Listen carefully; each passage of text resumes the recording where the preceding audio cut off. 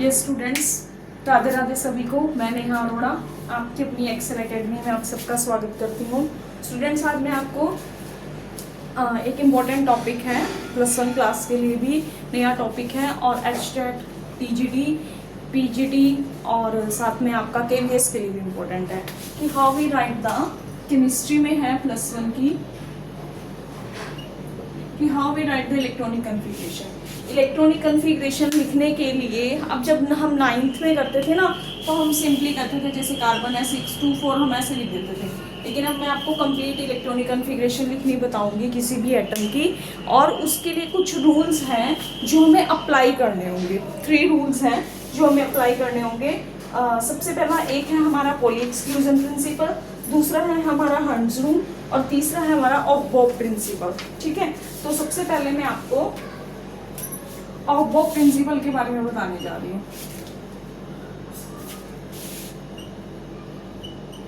Of-Bob principal, ये of-Bob principal, of-Bob क्या कहता है?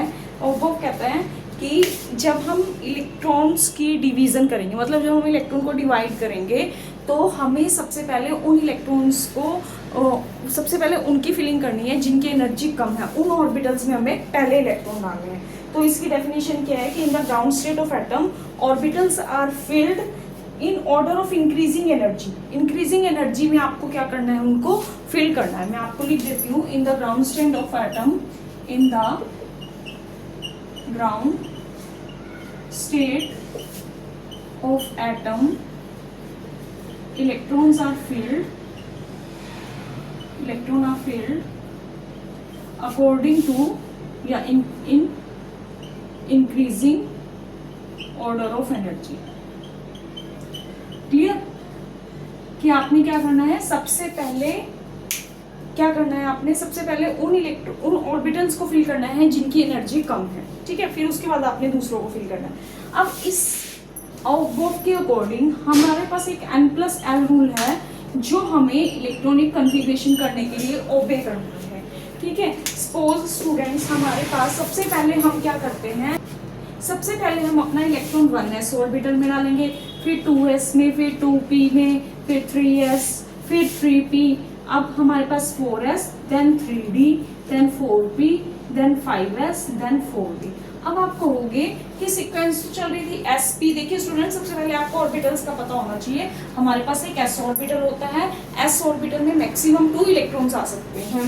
ठीक है, देन आपके पास p ऑर्बिटल होता है, उसमें आपके 3 होते हैं, px, py, pz। तो हर में 2-2 इलेक्ट्रॉन आएंगे, मींस p ऑर्बिटल में टोटल इलेक्ट्रॉन्स कितने हो जाएंगे, 6।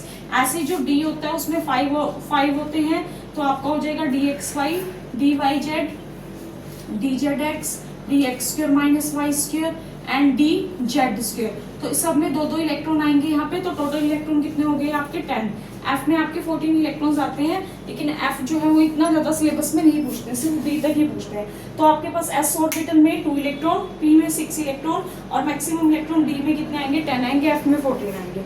तो सबसे पहले 1 में जो स्टार्टिंग होती है, जब हम स्टार्टिंग करते हैं तो सिर्फ S ऑर्बिटल को फिल करते हैं, फिर नेक्स्ट टाइम P ऑर्बिटल की एंट्री होती है, उससे नेक्स्ट टाइम D ऑर्बिटल की एंट्री होगी, अब इसके बाद F ऑर्बिटल की एंट्री होगी।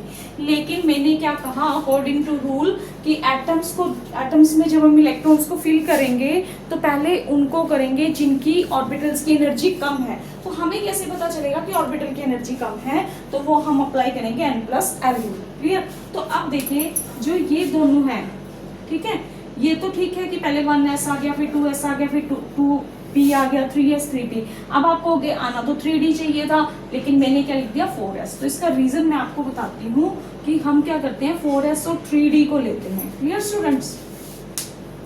हम क्या लेते हैं, 4s और 3d। 4s एंड 3d मैंने ले लिया। अब 4s में n की वैल्यू कितनी है, n की वैल्यू है 4, इसमें n की वैल्यू कितनी है, 3। मैंने आपको कहा N+L रूल हमें फॉलो करना है।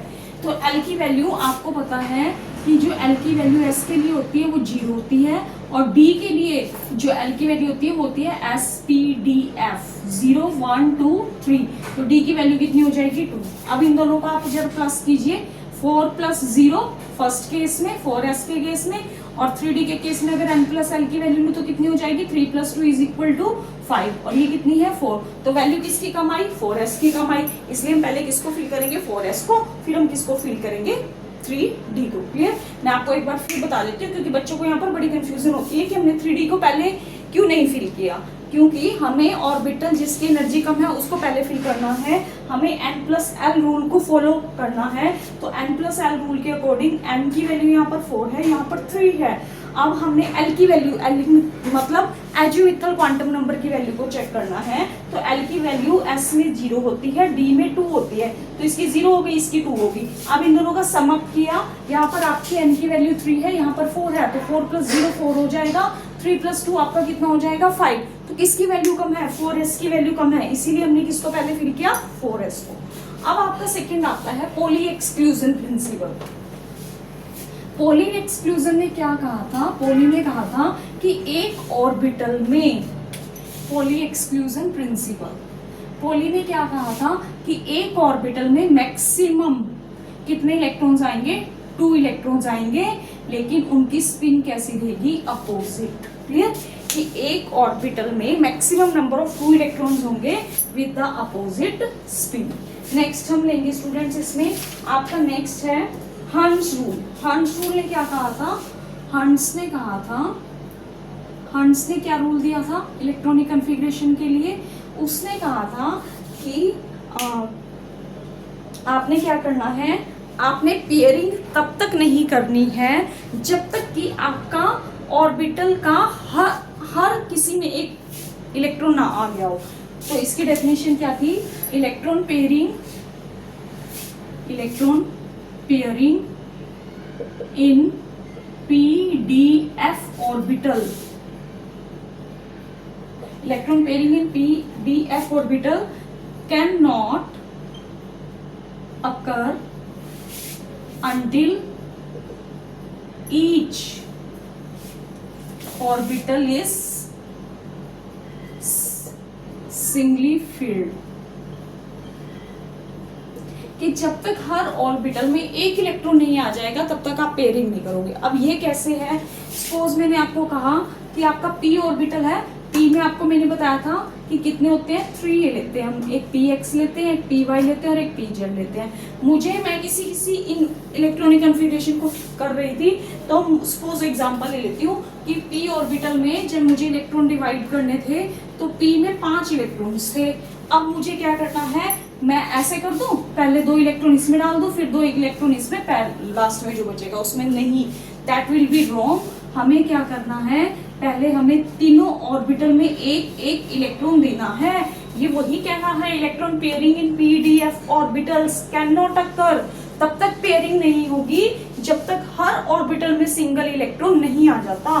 तो आपका हर ऑर्बिटल में एक सिंगल इलेक्ट्रॉन होगा, उसके बाद जो आपके बच गए आप उसकी क्या करोगे, पेयरिंग करोगे। जैसे आपके 5 थे ना p में, तो आपने पहले 1 डिवाइड किया, उसके बाद जो आपके 2 बचे आपने उसको डाल दिया। सपोज d में आपके 8 इलेक्ट्रॉन है, तो आप क्या करोगे स्टूडेंट्स, 5 हैं आपके, 1 2 3 4 5, तो आप क्या करोगे, हर ऑर्बिटल में पहले एक एक इलेक्ट्रॉन फिल करेंगे, फिर उसके बाद जो हमारे 3 इलेक्ट्रॉन बच गए उनको हम फिल करेंगे। क्लियर, तो ये 3 रूल हैं इलेक्ट्रॉनिक कॉन्फ़िगरेशन को लिखने के। सबसे पहले हमने क्या कहा, Aufbau principle, then Hertz rule and Pauli exclusion principle. Aufbau ने क्या कहा था, ऑफ-बॉब ने कहा था कि जिस ऑर्बिटल की एनर्जी कम है पहले हम उसे फिल करेंगे, जिसकी ज्यादा है उसको बाद में फिल करेंगे, n+l रूल को फॉलो करेंगे।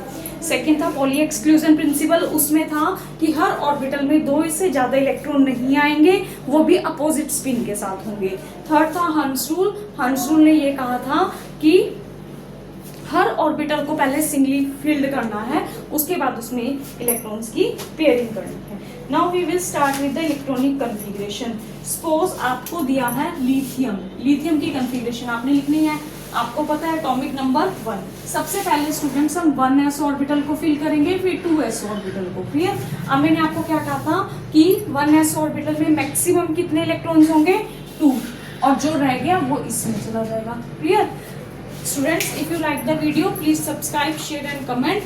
कल इसी वीडियो को मैं आगे कंटिन्यू करूँगा।